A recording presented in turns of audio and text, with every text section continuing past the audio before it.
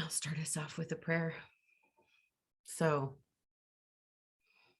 grateful for this opportunity to come together with these precious souls.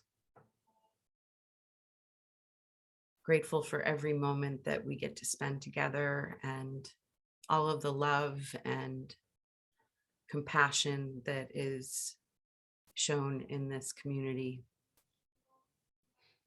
Grateful for our willingness to hold each other up, especially when we are not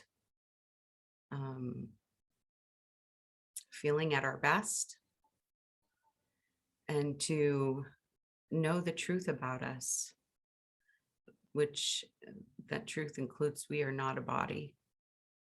We are spirit, whole, perfect, and complete. And we are claiming that for all of our brothers and sisters who have gone before us, and holding them in our loving hearts, seeing them surrounded with heavenly helpers to assist.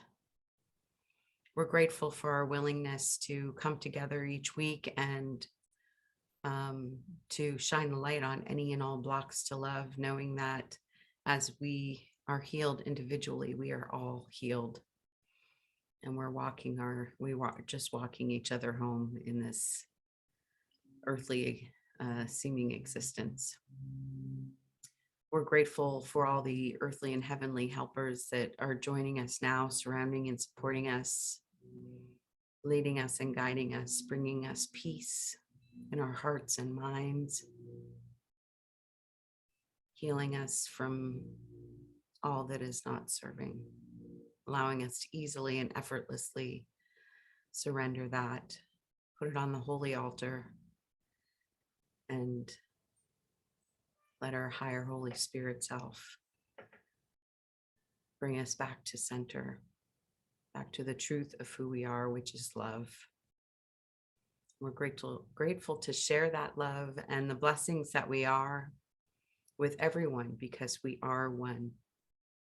In grace and gratitude, we let it be, and so it is. Amen.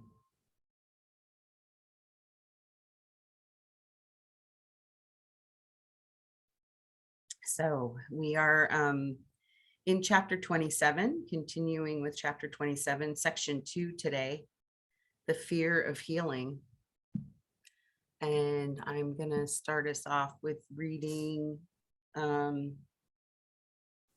first paragraph. Is healing frightening? To many, yes. For accusation is bar to love, and damaged bodies are accusers. They stand firmly in the way of trust and peace, proclaiming that the frail can have no trust and that the damaged have no grounds for peace. Who has been injured by his brother and could love and trust him still? He has attacked and will attack again. Protect him not, because your damaged body shows that you must be protected from him. To forgive may be an act of charity, but not his due. He may be pitied for his guilt, but not exonerated. And if you forgive him his transgressions, you but add to all the guilt that he has already earned.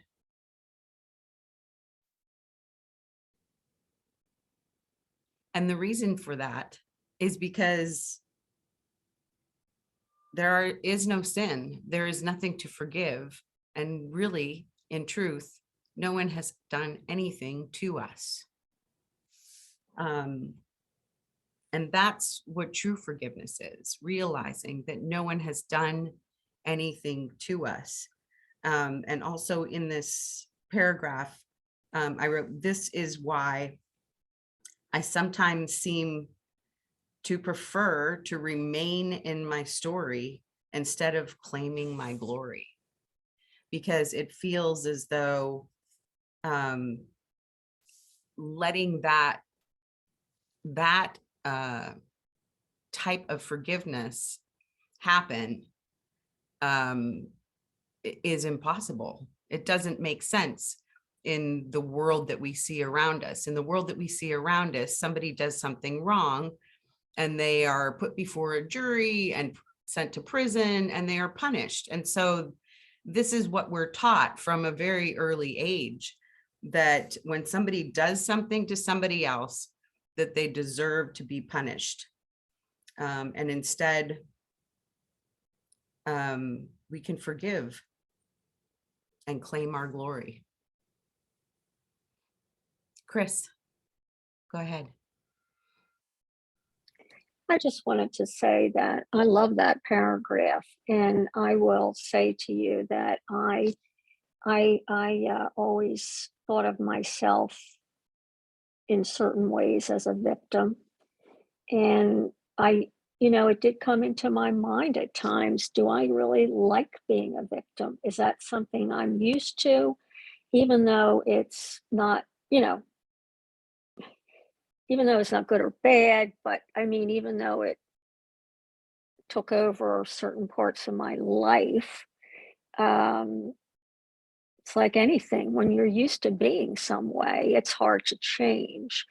And it's just so much better to stand tall and to realize that no one can hurt me or upset me. And I don't have to be a victim. So thank you. Yeah, thank you, Chris. Yeah, it's just the way that we use our brothers and sisters as an excuse to play small, to not have to be responsible for living the miraculous life we were put on this planet to live. So instead of blaming, and I see this also, instead of blaming my brothers and sisters for what I am interpreting as something that they did to me, same thing with my own self. Instead of seeing my body or my personality of being a victim of the restrictions and limitations that I seem to have in this body, forgiving it and seeing it as neutral allows me to let go of the meaning that I make of it and move beyond it. Yeah. Hamira, I saw you had your hand up earlier. Did you still wish to share? Well, I'll just say that it just seems like every corner in this book, it just keeps us saying, you're responsible, you're responsible, you're responsible for what you see, It's just, yeah. And the faster I think we own it, the faster we'll heal. And I liked what you said about,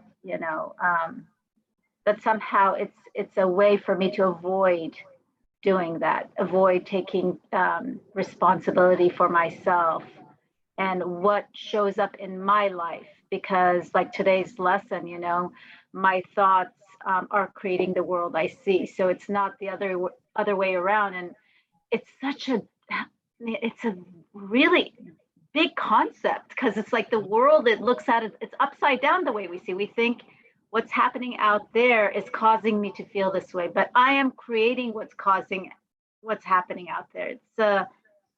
It's a big idea, and I'm letting it just come in slowly, and it's not that I haven't heard it before. It's just every time it's like deeper layer, and I'm allowing it to go deeper because I do want to have the shift. I want to, because if I'm responsible for what I see, I can create a different world, and that's the freedom. Yeah. Anyway, thank you for that. Yeah, thanks, Samira. Yeah, it's liberation. Kathleen, and then Carla. I'm reading the purple book, Circle of Atonement, and at the bottom there's a little thing that says, in other words, healing is frightening to many because they want a damaged body that silently accuses their brothers of guilt. And when I read that first paragraph, I was confused about who's the disabled person and who's the not disabled person. And I'm maybe taking it too literally, but then I started to think about when I was a kid and I would feel sorry for people who were obviously disabled, and that I don't look at it or bodies that way anymore. However, I still do see people with disabilities, and I know I'm responsible for them in my mind. So then I do the Ho'oponopono when I see a body that doesn't look just right. But that clarified it for me a little bit. Healing is frightening because they want a damaged body that silently accuses their brothers of guilt. And so I know inside of me also is a damaged body that's trying to make people feel guilty, especially like, oh, my back, my neck. I mean, why am I telling people that?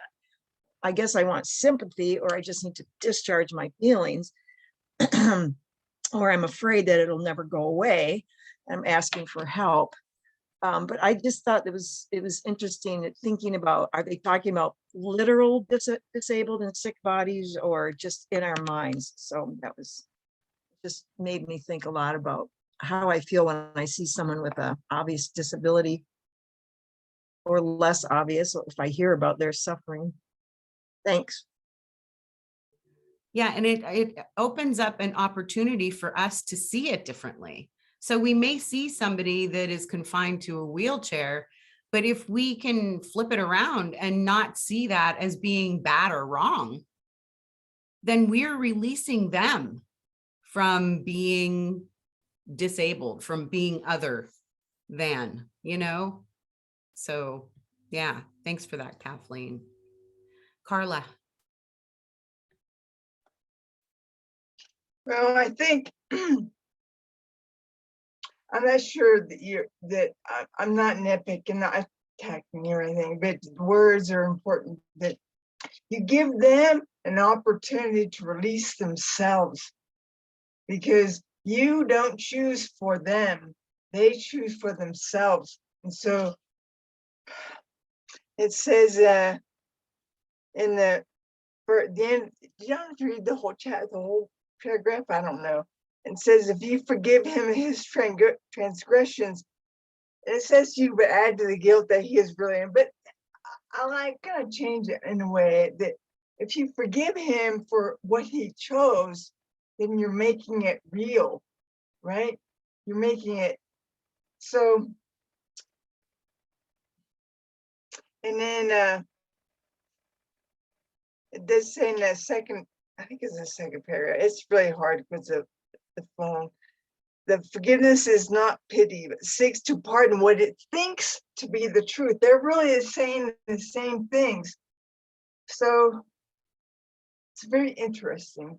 We are not just I'd like to add that we're not, because at this time, I think the body is part of us. That's what we're choosing to experience, life in this body. We're doing this, whatever we choose.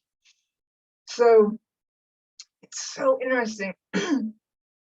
We seem to have to do things in the illusion, go to the bathroom, eat something, cook something, put clothes on. You don't walk around naked, right? But we seem, so we jump in and out. Like we have to do things, but we then need to realize, yeah, it's just something we're choosing to do at that time, eat or whatever, sleep or whatever. It's like we're like actors playing the part of the Carla self or whoever it is self, wherever you are, and the actor plays the part. They may even feel the emotions. They may, when they get into the part, they may even feel it, but they're not. That's not them. They're just bringing that emotion up because they're playing that part. They're saying those words. They're making an act. I don't know what they're doing, but whatever they're doing. So that's really the key. We're not, it's not that we're not the body, it's here. We're experiencing life in this 3D form through the body. But we're not just the body, and we're in that violet flame book. I think I think I got it wrong, but in like the 5th paragraph, it said the original intention of our embodiment in the schoolroom of birth was for us to learn to use our thoughts and feelings to co-create paths of perfection from the causal body of God, which I like to shorten to learn to love, to extend love. That's what we were created by God to extend what the creator is, love, and to learn that. And it's very challenging I think it's not, maybe we do it, but I think it's kind of happened for millennia. We got lost and we're thinking we're the doctor, we're the daughter, we're the husband, we're the mother. That's just the role that we're playing.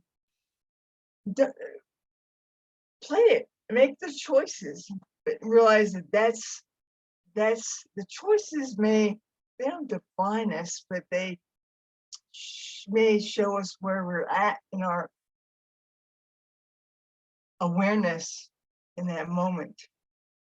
But that's really the key. This whole thing goes on, and it really each line is like a whole thing into itself. There's so many. It's like once I go to another line, another paragraph, and I'm like, I've lost the other stuff. But to remember, whatever you choose in that moment is just a choice. It doesn't define you. It may show you how you respond to life, what you're choosing in that moment, but that doesn't change you. Nothing you do, nothing that's ever been done, whether people flew into the Twin Towers or something even more discomforting to some people, that's not the thing that defines them. They cannot change how they were created by our creator. So what is forgiveness? Forgiveness is letting go of delusion, the experience, and saying, oh, that's an experience I had, and I brought it up through my thinking, and I see how I reacted to it. Interesting, but that's not, isn't my definition. It's not who I am, it's just how I responded in that moment. So I guess I'm running out of juice. So that's all. It's really key to realize they're not thoughts, they're not the feelings, they're just coming up to release, to show us something, divine look, I have no idea, but to learn to recognize it, just be aware of it, say, oh, I made that choice. Oh, I got upset there. Just notice, don't judge it. Just see that that's where you were in the moment and let it go. That is the forgiveness, because all forgiveness is self-forgiveness. We don't forgive other people for what they did. We forgive ourselves for thinking they did something that we're believed. So it's all comes down to, I was given 2 words when I used to do wellness cards: motivation and identification. It's where you're identified with is the upset, is the thought, is the feeling, is the mother, is the doctor. Then it drives your action, which is what motivates your choice. And so if you look at those just 2 simple words, and not everything, but identification, motivation. Look at that each moment before you make a choice. When you see a choice moment come in that you gotta go to the store or clean up the dirty floor or whatever it is, change your clothes, look, how you're identifying. The identification motivates your choice. Okay. Thank you, Carla. It's good to have you back too, by the way. Missed you last week. Derwin, and then Tamisha. You, Linda. Good afternoon, everybody. Thank you, Carla. So I don't remember exactly the words that you said, but then something inspired me to look back at where I read in the text the word paradox. It's in the third paragraph. Starts with to witness sin and yet forgive it is a paradox which reason cannot see. Somehow each time if I read the word paradox, I get interested to think about it. So I kept looking at that sentence and just wondering, do you guys see it the same as I do? Do they mean here that to witness sin? Should I interpret that as there's never a sin? So yeah, there is no sin. But yet we forgive. So I'm wondering, what are we forgiving then? But We're forgiving ourselves for thinking it was a sin. Yeah. So I like that sentence because I feel the flush. I feel the sin that I've witnessed, which was an illusion, getting flushed, and then I realized what. So I like it. But and the last thing I wanted to say was she's next, Tamisha. Thanks again. Tamisha really helped me through forgiving an illusion, a grudge, a resentment that I was holding for 13 years. And each and every day still, since I have done that radical forgiveness session with Tamisha, it's like the miracle is getting bigger and bigger. Although I must say that when I read the next paragraph, it did say, it started with, forgiveness is not real unless it brings a healing to your brother and yourself. And there I thought again, I thought I could just forgive for myself without letting the other know, but I feel here it's also important to let the other know. I'm not so sure about that. So those were my two things that I wanted to bring in today. Thank you. Yeah, thanks, Derwin. My feeling on letting the other know is first to ask, what is your motivation? What is your motivation for letting the other know that you have forgiven them?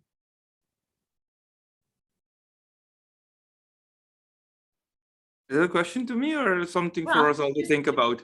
Just for everybody to think about. I mean, if you wanted to answer it, that would be lovely, but yeah. No, good for me to think about. Thank you. Yeah. Yeah. Because our healing is everyone's healing. So when we forgive, we're really forgiving ourselves for believing that there was something to forgive and to begin with, and that they are released by our releasing the idea that there was a sin. And so we don't have to say anything in the physical form necessarily, unless we're being inspired to say something because it's something that we're, I don't know, being motivated by Holy Spirit, that it would be helpful for them as well. Carly, you have something to share on that? Well, I looked up paradox. That's what I wanted to share. Oh, yeah. I really like this definition. Okay, a seemingly absurd or contradictory statement or proposition which, when investigated, may prove to be well-founded or true. I like that. It looks like there's no way, and then when you look at it, you know, oh, maybe. So that's why I wanted to introduce that the definition of paradox, because that has come up a lot now when to share. Yeah. Thanks, Carla. I know I love looking up the definition of words when they pop out to me too, because sometimes it can flip my mind into what I was thinking about what I read. So yeah, thanks for that. Where is that, Linda, in which paragraph is that? Paragraph 3, the first sentence. Okay, thank you. You're welcome. Tamisha. Hi, everyone. Doran, thank you so much for saying that. I didn't even expect that. So my share is maybe me looking for a little bit of support. One of the things that came up for me as Carla was speaking is the identification. One of the things I really wanted to experience is loving without the title. And especially in my marriage, I wanted to love my spouse without the title of, oh, well, this is my wife, or, or this is the who I'm parenting my kid with, my children with. This is the breadwinner of my family. Like, I wanted an experience of really deep loving without a title, just loving her as a person, loving her as I love myself, loving her as the Son of God, just really practicing letting go of the attachments and the expectations and the specialness in that relationship. And what have really opened up for me is so scary, because doing that and forgiving and practicing self-forgiveness now is making me more than ever just want to choose myself, right? Just want to choose me, give up the resentment, give up all this, the false belief. And forgiveness have really given me the opportunity to choose myself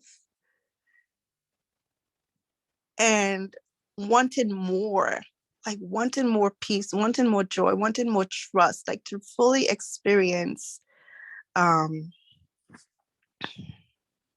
abundance, right? And that for me is so scary, because now that I'm at this point where I want to choose myself, and I have this desire to really choose myself and give myself the opportunity to do that, because no one have ever really chosen me in the past. In my childhood, it was just, my parents walked out on me when I was a teenager. So I just never had the choice to choose myself. And now that I have the choice to choose myself, it's like I just want to pack up and leave. Give myself that love, that expansion. And it's so scary, like when you are marrying, because what I realize now is that healing through our marriage is just so painful, because you can get up any moment and realize that you married your pain.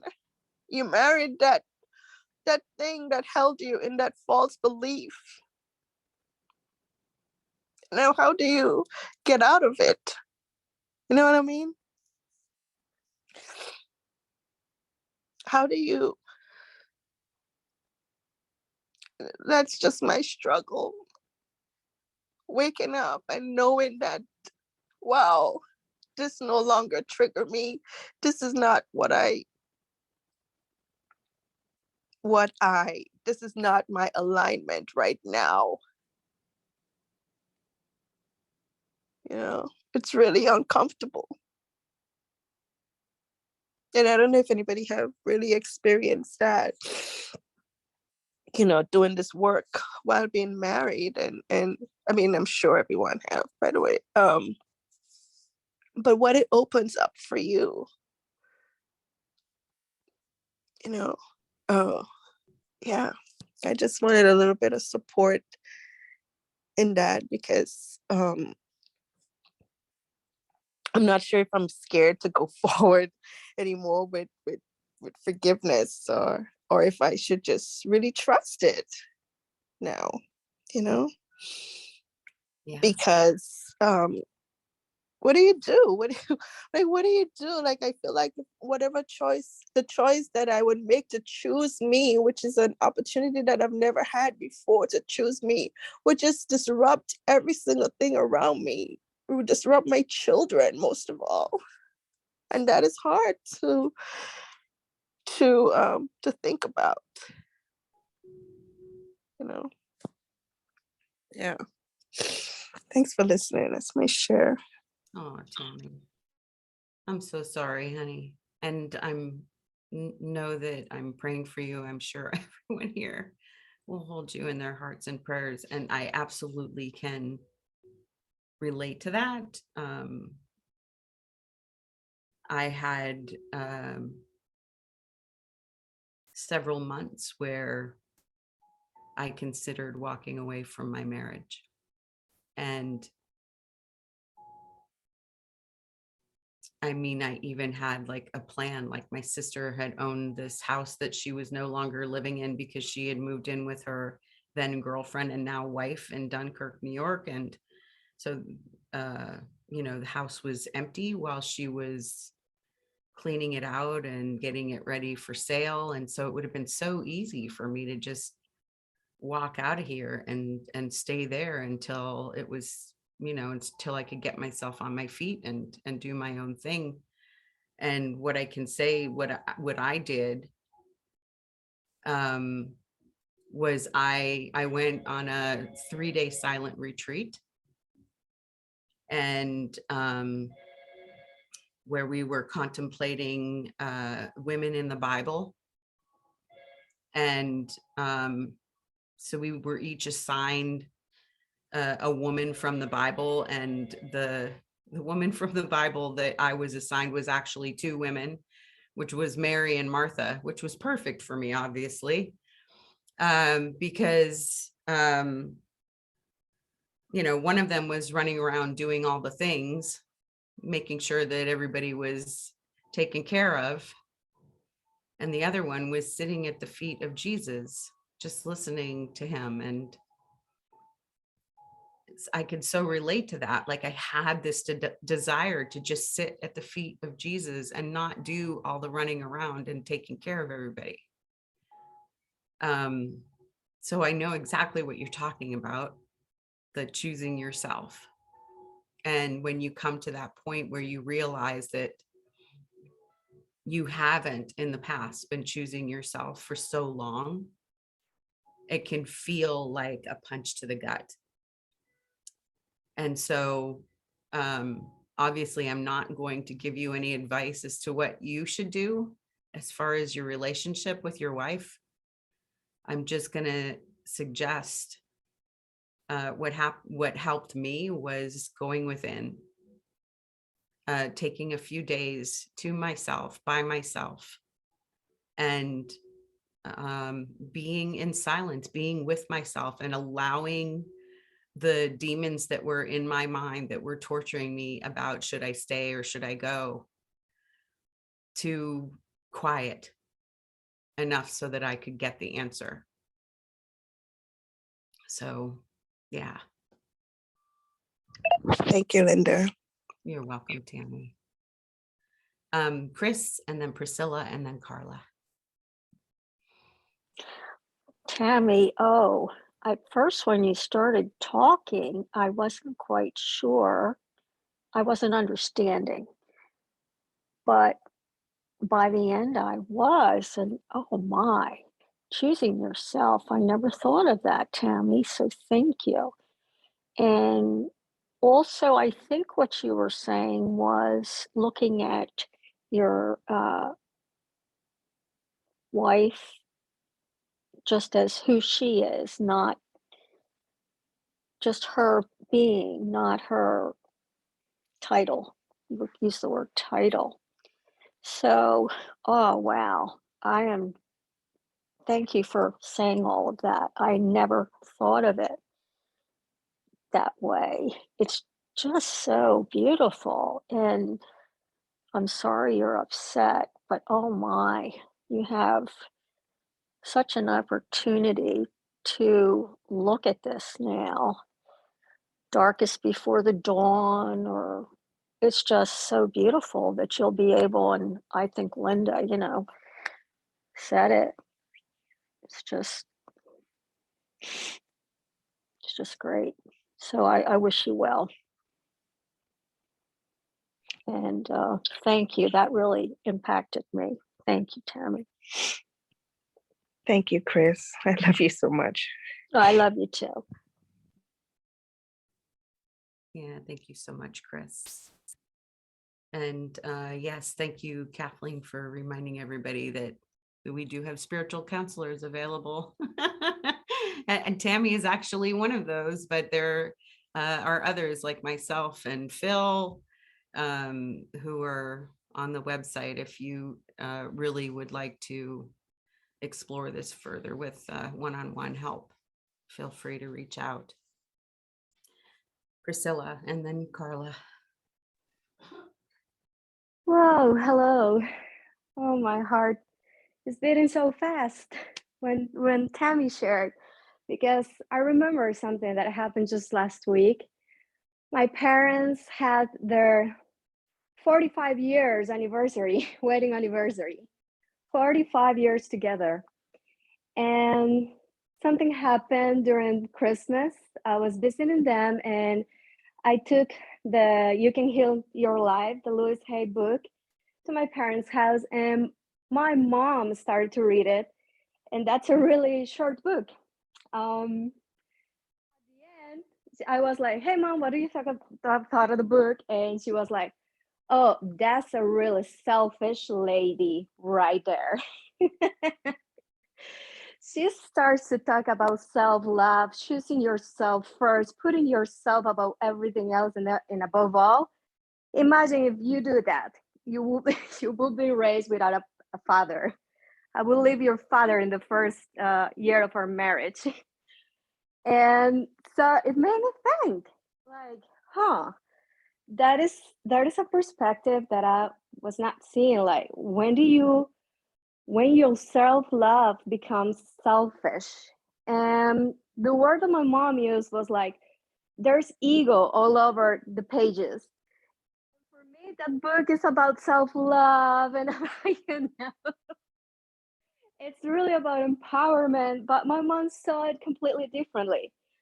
And so I started to forgive myself, because I was thinking like, oh, Mom, you don't understand a thing. And I started to throw a lot of opinions about my mom. I became super judgmental at that point. And now I'm hearing Tammy and it's like, oh my gosh, I don't know. My parents they're been together for 45 years, but I don't see my mom completely radiant and joyful all of the time. No, I don't know if she got for a divorce, maybe if she was, I don't know. But then I remember that, well, Holy Spirit makes amends of all the consequences of our choices, right? And that's pretty much it. It's like, well, it's been 45 years, so I guess this was meant to be. But definitely just pray and ask Holy Spirit, because sometimes when you start in this path of self-discovery and self-growth and turning back to God and start to feel and experience that you are God in action, it's ego telling you that you're selfish. And that's so scary. So, Tammy, my dear, I hear you.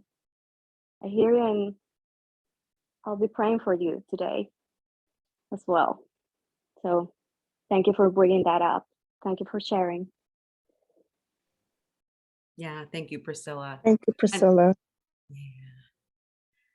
Yeah, I can understand why your mom would think that, because from my own experience, in my generation, in my parents' generation, in my grandparents' generation, it was expected that you would sacrifice yourself for your family. And what I understand now is that if we look at it as sacrifice, then it's a sacrifice. If we can come to it like a choice that we get to make, I get to make a meal for my husband. I get to spend time with my son. You know, I get to do the laundry so that we have clean, fresh smelling clothes. That it's a completely different feeling that you get with it. So it can be selfish. It can be selfish if your purpose is to just be by yourself and not be expected to do anything for anybody else but yourself, but you get to choose to do things for others. So it's about making a loving choice. That's why it's a book about self-love. And, you know, so maybe your mother made that choice to be self-loving by staying with your dad. And, you know, maybe she was already a radiant, happy being. But I feel even since I have made that decision that I was to remain in my marriage, that doesn't mean that it's always sunshine and roses to this day still.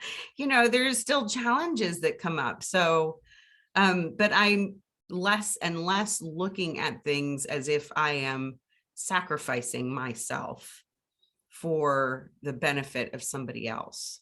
So I feel like that's kind of the difference. So I don't know if that's helpful at all, but Thank you, Linda. And actually, Louis said exactly the same thing. It's not I should do this, it's I would like to do this. yes. You know, like when Jennifer says, try to not use should, want, you know, it's like, I would like to do this. And it's a completely different energy when you Yes. don't see it as a sacrifice. Yes, totally get it. Thank you. Yeah, you're welcome. Yeah, and even just letting go of, because I could also see where I could place that instead of should, saying that I get to, as a spiritual bypass as well. So really taking a moment and examining, is this the most loving choice for me at this moment? Can shift the flavor of if it's sacrifice or if it's a choice for love. Yeah, thank you, Priscilla, for that share. That was great. Carla. Okay, let's see if I remember. I think is it paragraph 5? I don't know what line it is. It says, the power of witness comes from your belief. So, and also, his pardon in that paragraph 2, next to last line, whatever that is, his pardon and your hurt cannot coexist together. So it's not what is happening, it's how you respond to what is happening, because that is your choice. That is when whatever energy that you are choosing in that moment, it impacts you. It's not what they love you, it's all about you, really. So stay or go, doesn't matter, because whatever that healing opportunity in there's always a healing opportunity. If you leave, you could just ignore it. You could just, and wait, it'll come up again in some other experience, other life or whatever.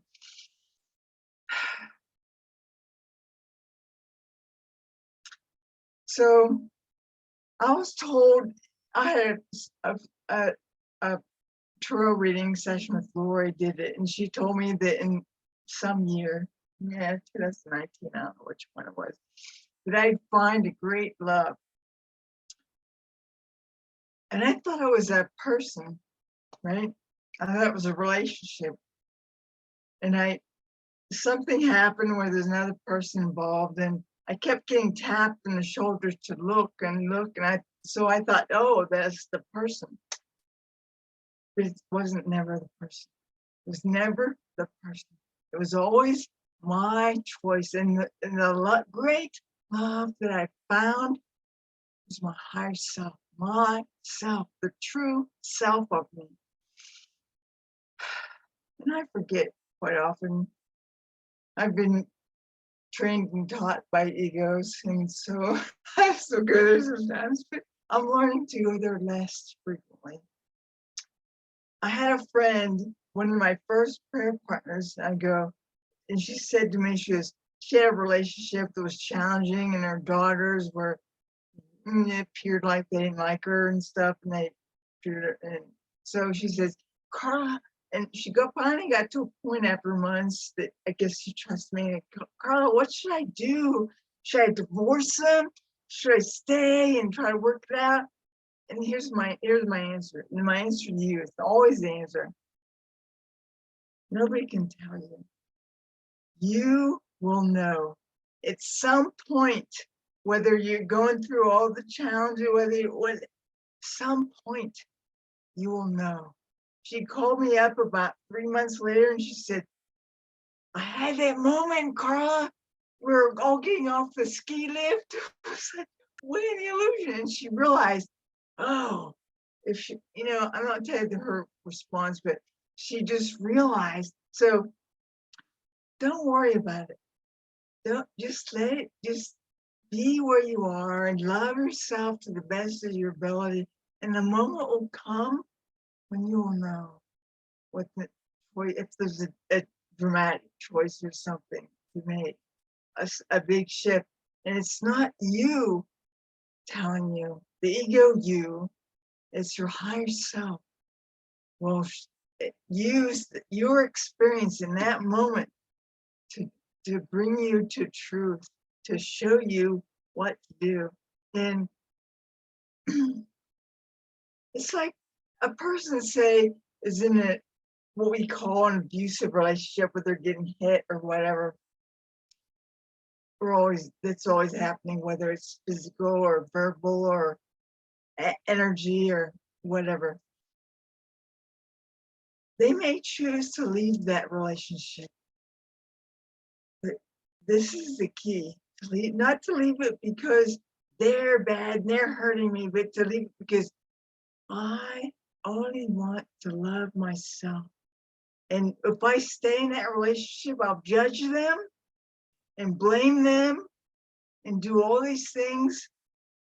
And it's more loving to have another experience. So just notice, that goes back to motivation identification again. What you're choosing, where you're identified when you're choosing it. And just be. Don't think so much. And at some moment, you will know. It's not, the mind doesn't tell you. Heart. It's the heart that tells you. And because you let go of thinking, let go of believing what you see, let go of believing the thoughts, let go of believing the feelings, all that stuff. And then when you let go of the illusion, you'll see the truth that was there all the time, just waiting for you, loving you the whole time until you are willing to see it. So don't worry. Don't worry. Don't blame yourself. Don't blame yourself for all those past choices. It got you here to this moment of awareness. This was all that happened to bring you here, because right now is the only time there is. So don't worry about what you chose or what you're going to choose. Be present now. Love yourself now. You are love. That is all you are. And you've got to that place of seeing that more clearly. That is so beautiful. A miracle has happened. Be grateful for the miracle. That is loving yourself. Thank you. Thank you, caller. That was so good. Thank you. Yeah, thank you, Carla. That was beautiful. I just got a memory too of back in the day when I was having that same kind of contemplation. Should I stay or should I go? Because I do express my emotions often through dance. I remember listening to that song by The Clash, that punk rock, Should I Stay or Should I Go? Like blasting at the top level of volume in my house and just dancing around, thrashing like a crazy person. That it helped to dissipate the emotional energy that was like trapped in my brain, that felt like it was trapping the thought in cycle over and over and over again. Should I stay or should I go? Should I stay or should I go? It's like, I just, let's just take it to the dance floor and be a little wild with it, and let the emotional charge of it be released in a healthy way, so that then I can sit in quiet in meditation and contemplation and be with my higher holy self, be with God, and know and be willing to hear what the answers are that I've been looking for. So I just thought I'd share that because it was popping into my head. And then Leslie.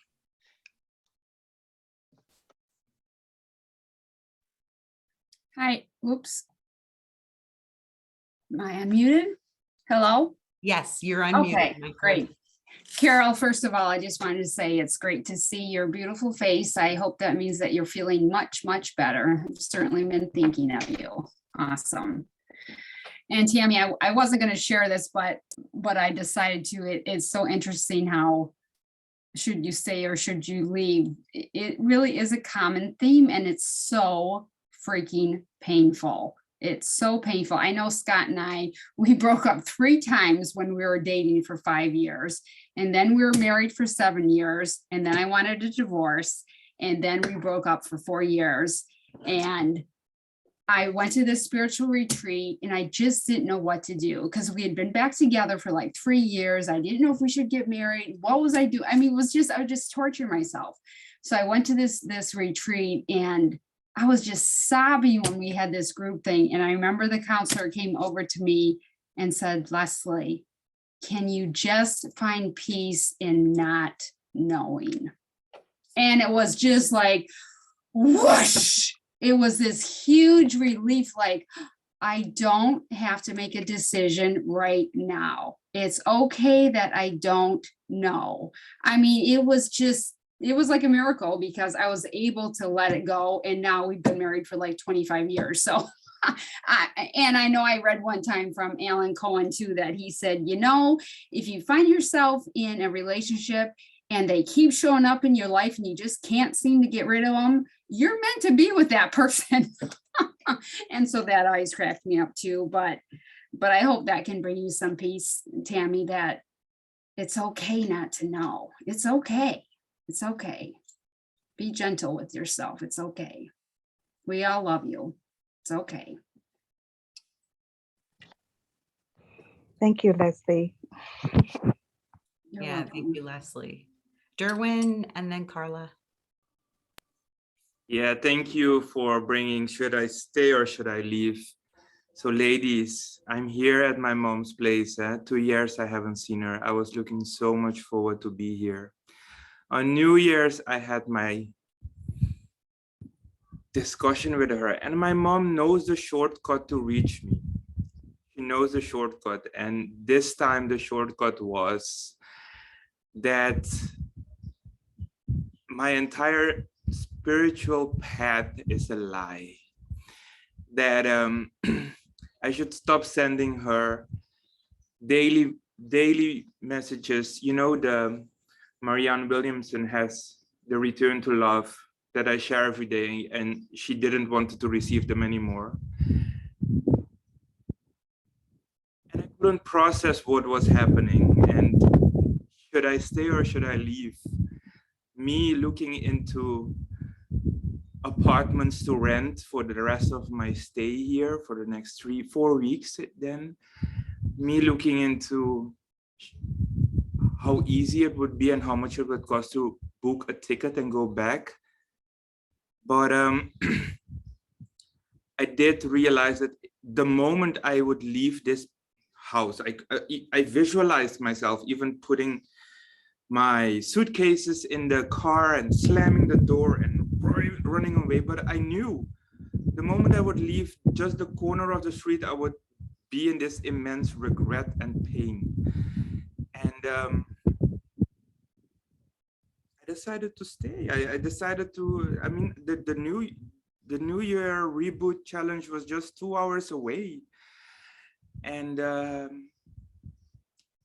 from that day on, we're now the 12th, the 11th, 11 days. I haven't felt a single regret of choosing differently. So what you just mentioned, Leslie, we don't have to know, just trust that we're always supported by spirit. And just those things are in the challenges, the teaching, and it's okay for my mom to, here I am, Mom, unleash it on me. I can handle it. I have you guys. I can handle it. So no, not if I should stay or leave. Yeah, I should stay. I'm staying. I'm here. Thanks. I will look up that song and dance it here afterwards, Linda. I can post it in our group chat. Oh, yeah, please do. Yep. Yeah, my old punk rock fun days. So yeah. Carla, briefly, because we're at time. I was just gonna say real quickly that I'm not on, I don't think I'm anymore on the spiritual counselor web page, but I feel guided that if you wanted to ever reach out to me, Tamisha, is she still here? She left. But if you talk to her, I'm here. I'm Linda? here. Father. oh, Tamisha, okay. So Linda knows how to reach me. Linda can give you, I give you permission, Linda. So you just ask Linda, and we'll see how we fit, how we work out. We'll do a session and see if it feels helpful to you. So that's all I want to say. Thank you. Thanks, Carla. All right. So next week, continuing chapter 27, section 3, Beyond All Symbols. And I'm going to read from my Pathways of Light insights for today's lesson, which is lesson number 11. My meaningless thoughts are showing me a meaningless world. When I am experiencing physical discomfort, a headache, a cold, or any bodily discomfort, it seems difficult to believe that my meaningless thoughts are showing me a meaningless world. It seems easy to fall into old patterns of assigning meaning to what the pain or discomfort might mean. Sometimes I frighten myself with the meaning I make up, which seems to make it even more difficult to believe that it is my meaningless thoughts that are the cause of this story. The same holds true if I've taken offense to what somebody says or does. The anger, resentment, or grievance seems justified and certainly not meaningless, let alone the effect of my meaningless thoughts.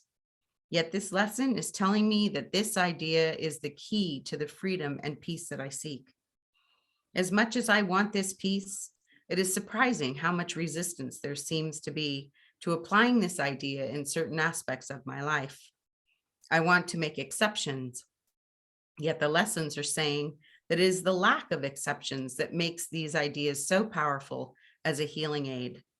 At this point, it is helpful to acknowledge the resistance and apply the idea anyway, even if I realize that part of me doesn't want to. As it says in the introduction to the workbook, active resistance doesn't matter. What is important is doing the exercises. They're designed to bring about the healing I really want. They will help me move past the resistance. Like the biblical story of the man who asked Jesus for healing, saying, I believe, help my unbelief. These exercises will help me move past the unbelief. I have been through the workbook many times. I can see progress. I make less exceptions. For that, I am grateful because with less exceptions comes greater peace. It is worth the practice. I need to be reminded that it is my thoughts that are the cause of my meaningless world I see. Many times it seems like the opposite is true. I really want to recognize that the cause of my life experience. I do want to return to the truth. And right now I see that this is very helpful. It is my meaningless thoughts that are showing me a meaningless world. If I want to change anything out there in the world, I need first to look at my thoughts, because that is the real cause of what I am seeing. I want to practice catching or seeing my meaningless thoughts for what they are. I want to practice taking these meaningless thoughts to the Holy Spirit for a transformed perspective. I want to see what is going on in my mind. Unless I really see what is happening in my mind and recognize that this is the cause of what I see in the outside world, I will stay right where I am. I am determined to heal my mind. Today's lesson is a very useful tool for me to help me reverse my false ideas about what is real. Stepping back and pausing to remember that my meaningless thoughts are the cause of the meaningless world I see is very helpful to me, because I believe the opposite so often. I need this thought reversal exercise.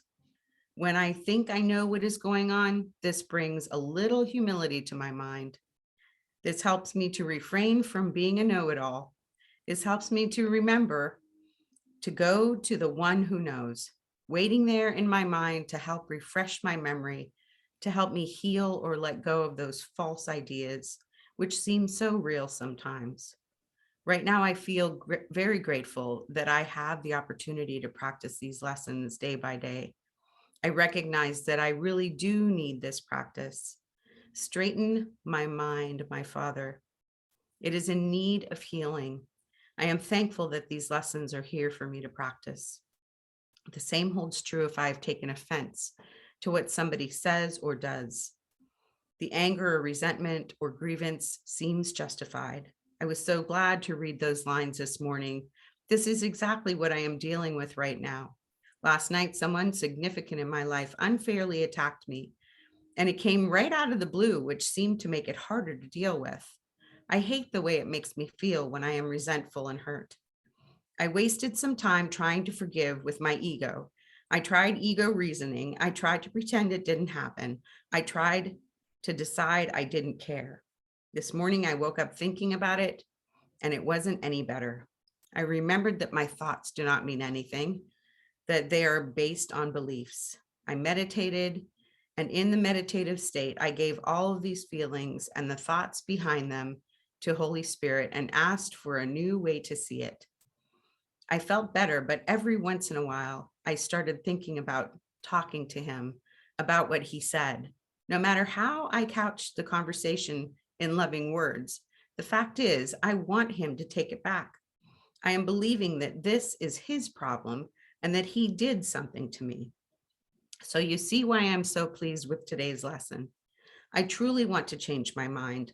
I thank Holy Spirit every time I become aware of a feeling or of resentment, anger, or fear, because he is just letting me know that I need to fully release this and haven't done so yet. As I think of my thoughts as meaningless and as showing me a meaningless world, I realize that what I used to base every perception I have on is an ego that wants to keep me focused in the physical reality or dream state, where I am trapped into a roller coaster of emotions and events that leave me exhausted, desperate, confused, and frustrated. This is not a life. This is an absurd existence. I have often thought that there is nothing real here because the nature of this existence seems so ungodly. And deep within me, I know that this place where I've put so much energy and emphasis is not real. It means nothing. This ego has nothing to offer me. These thoughts have nothing to offer me.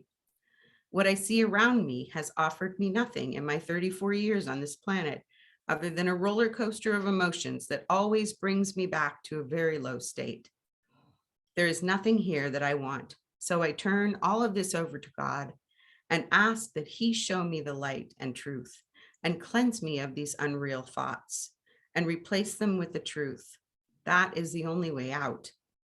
Everything that I have ever wanted, wealth, success, freedom from the 9-to-5 trap, a wonderful marriage, children, I turn them over to God and I put them in his hands, because as I go within, I find one truth, which has remained through all my searches and both dark and bright moments. God has always helped me. God has always given me wonderful gifts. God has brought me light when I was in my darkest hours. God has even brought me to ACIM twice now. The first time I did not heed the call. I only bought the book and read a little, then felt overwhelmed and tossed it aside. The second time, this past month, I was ready after having gone through very long and dark hours and having God answer me many times, too many to really count. My one truth seems to be, thy will, not my will.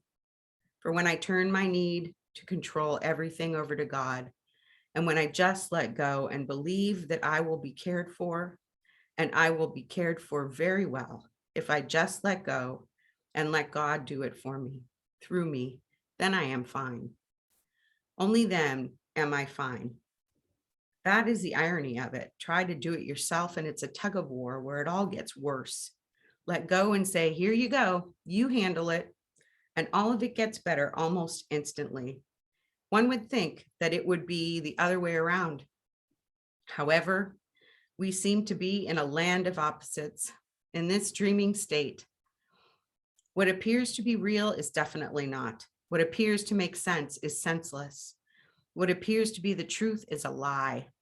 Flip all of this around and I see that what appears to be the lie is truth. What appears to be senseless or beyond the senses is the answer. What appears to be unreal holds the key. In dreams, nothing makes sense. And the way out of a dream for me is just asking to wake up. God is the key indeed.